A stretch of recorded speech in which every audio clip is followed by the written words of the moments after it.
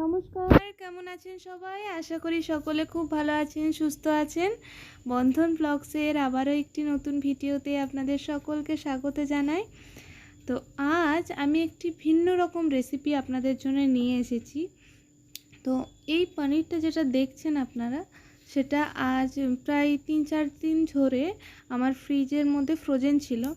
তো ভাবছিলাম যে কি করব, ফেলে দিতে তো সত্যি খারাপ লাগে। তো সেই সময়ে আমার মনে হলো যে আমি যদি এই প্রসেসে রান্নাটা করি তাহলে তো পনিরের টেস্টটাও নষ্ট হবে না, আবার তার সঙ্গে কি বলুন তো, পনিরের মধ্যে কোনো রকম ফাঙ্গাস বা কোনো রকম জীবাণুও থাকবে না, আর রেসিপিটাও কিন্তু খুব টেস্টি হবে। তো সেই জন্য ভাবলাম যে আমি যে প্রসেসে রান্না করছি সেই প্রসেসটা আপনাদের সঙ্গে একবার শেয়ার করি। তো গরম ফুটন্ত জল আমি করে নিয়েছি, সেটা একটা বড় বাটির মধ্যে ঢাললাম, আর তারপর সেটার মধ্যে বেশ কিছুটা পরিমাণ নুন দিয়ে পনিরের স্লাইসগুলো এর মধ্যে প্রায় 10 থেকে 15 মিনিট আমি ভিজিয়ে রেখেছি। তো ভিজিয়ে রাখার পর বেশ কিছুক্ষণ পর এই স্লাইসগুলো আমি এবারে তুলে জল ঝরিয়ে নেব।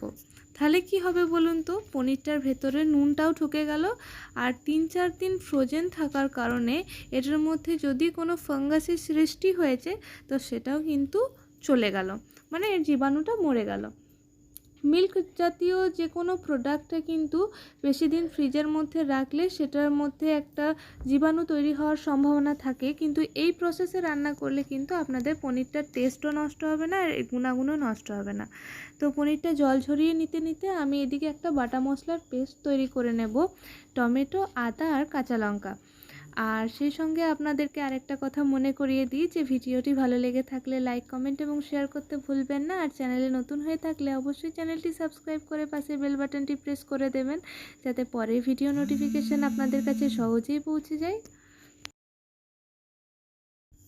তো যে কথাটা বলছিলাম, তো এই পনিরটা আমরা তো ধরুন অনেকেই ফেলেই দিতাম, কিন্তু একটু বুদ্ধি খাটিয়ে যদি একটু পরিশ্রম করে রান্নাটা করি তাহলে কি হয় না, জিনিসগুলো অপচয় হওয়ার হাত থেকে বাঁচে, আর খাবার নষ্ট করতে না একদমই ভালো লাগে না। বলুন তো, কত মানুষ এই খাবারের জন্যে কত কষ্ট করে, আর সেই খাবারটা যদি আমরা এভাবে নষ্ট করে ফেলে ছড়িয়ে দিই তাহলে পরে তো সেটা ভালো জিনিস নয়, তাই না? তাই একটু যদি বুদ্ধি খাটিয়ে চলি তাহলে কিন্তু এই জিনিসগুলো অপচয়ের হাত থেকেও বাঁচতে পারে, আর আমরা কিন্তু নতুন নতুন রেসিপি করেও খেতে পারি। তো অনেক কথাই বলে ফেললাম। তো এদিকে পনিরটা আমার কিউব করে কাটা হয়ে গেছে। তো চলুন এবার মূল রান্নায় চলে যাই। পুরো রান্নাটা করবো সাদা তেল দিয়ে, আর সেই জন্য পনিরটা এবারে আমি ভেজে নিচ্ছি।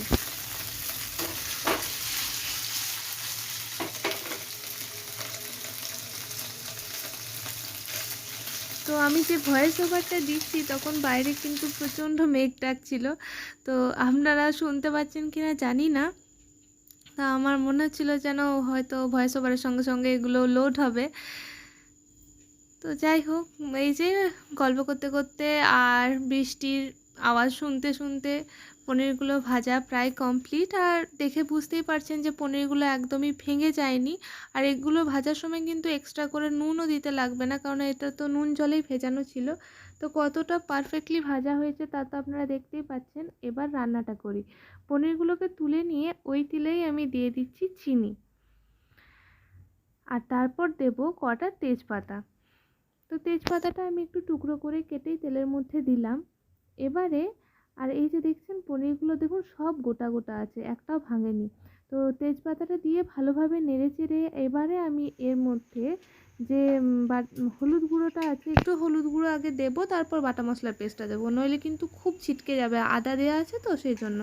তো তেলের মধ্যে অল্প পরিমাণ হলুদ দিয়ে এবারে আমি বাটা মশলার পেস্টটা এর মধ্যে দিয়ে দিচ্ছি। তো দেওয়া মাত্রই দেখতে পাচ্ছেন কেমন টকবক করে ফুটে উঠলো। তো এটা যদি হলুদটা না দিতাম গোটায় ছিটকে যেত।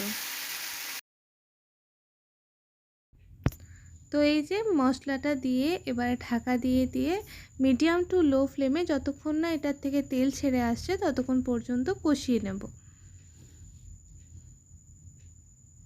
তো ঢাকনা খুলে একবার ভালোভাবে নেড়ে চেড়ে দিলাম মশলাটা।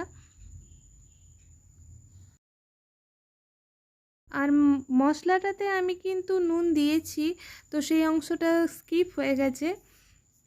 তো তারপর আমি এই যে পনিরগুলো দিয়ে গ্রেভিটার সঙ্গে ভালোভাবে নেড়েচেড়ে মিশিয়ে নিচ্ছি।